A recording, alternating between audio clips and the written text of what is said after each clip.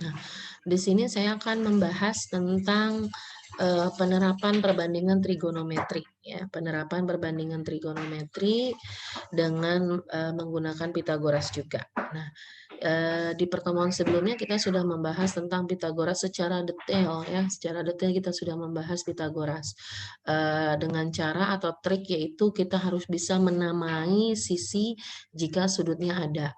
Atau jika tidak ada, ya maka kita harus memberi namanya sendiri, ya. Nah, di dalam tampilan yang saat ini sedang ditayangkan, ada sebuah segitiga siku-siku, ya. Ada sebuah segitiga siku-siku.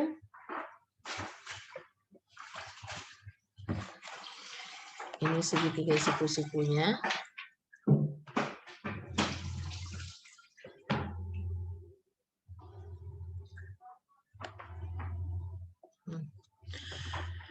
Nah, di sini berlaku Pitagoras karena yang ditanya adalah sisi miring. Yang ditanya adalah sisi miring, ini diberi simbol huruf H, sisi miringnya. Berarti rumusnya adalah sisi miring kuadrat sama dengan sisi alas kuadrat ditambah sisi tegak kuadrat, ya. Jadi ini adalah sisi miring kuadrat. Ini adalah sisi miring kuadrat. Oh, sorry.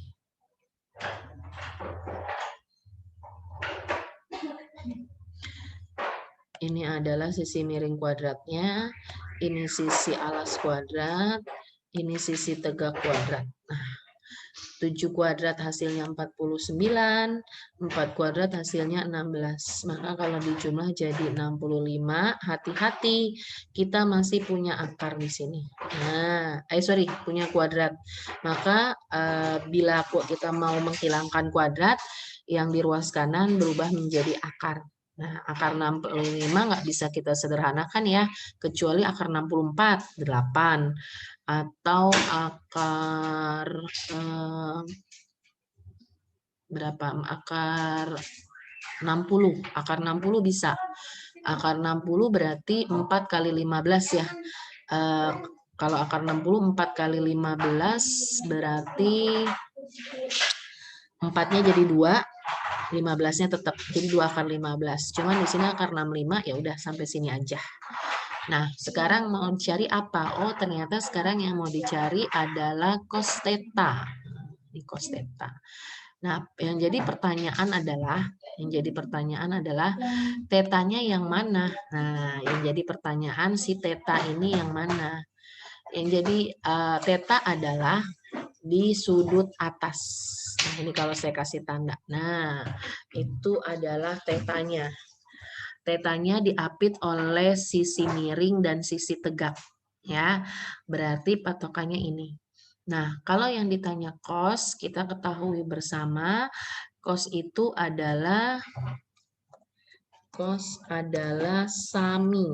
Sami berarti samping per miring. Nah, kalau samping per miring, kalau miring kita udah tahu ya, tadi kita udah hitung sisi miring, yaitu nilainya 1, nilainya akar 65. Nah, nilainya akar 65.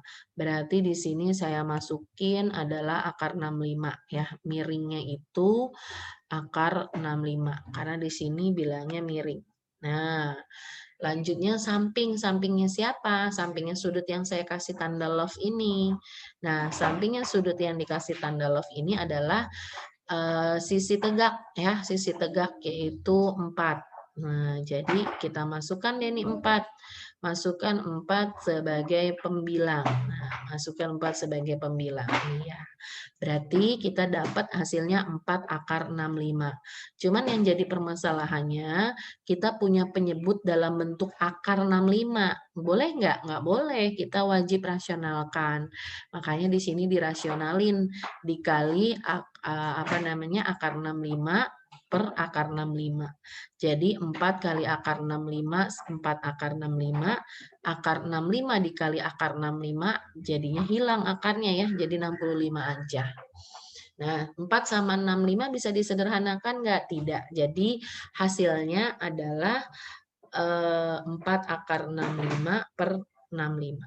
Seperti ini. Atau boleh juga 4/65 akar 65. Jadi akar 65-nya ada di sebelah pecahan. Nah, ini juga selanjutnya adalah sin. Berarti kalau sin kita ngomongin apa ya? Sin itu kita ngomongin demi, ya, depan miring. Nah, miringnya kita udah tahu. Miringnya tadi adalah akar 65. Depannya depan siapa? Karena ini masih ngomongin teta, ya, ini masih ngomongin teta, berarti tandanya tidak saya rubah nih posisinya nih. Masih posisi di atas sini.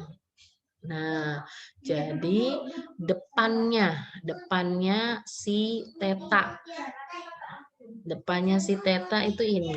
Nah, ini depannya teta nih. Nah, berarti nilainya adalah 7.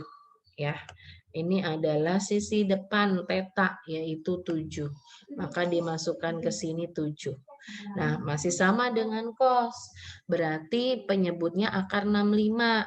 Masing-masing dikali akar 65.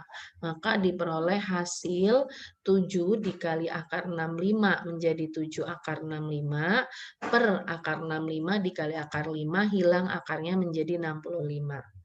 Nah, seperti itu selanjutnya.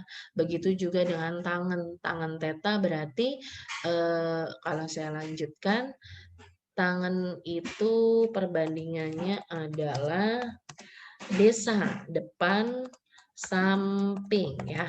Tangan tuh urutan ketiga kalau di memori kita, tangan urutan ketiga, demi, sami, desa, berarti desa. Kalau sudah seperti ini tinggal masukin angkanya saja. Kalau desa depannya berarti 7. Nah, kalau samping, nah samping bukan akar 65 ya, karena akar 65 itu sisi miring. Jadi samping adalah 4. Nah, jadi jawabannya adalah 7/4 dan sudah tidak bisa disederhanakan lagi.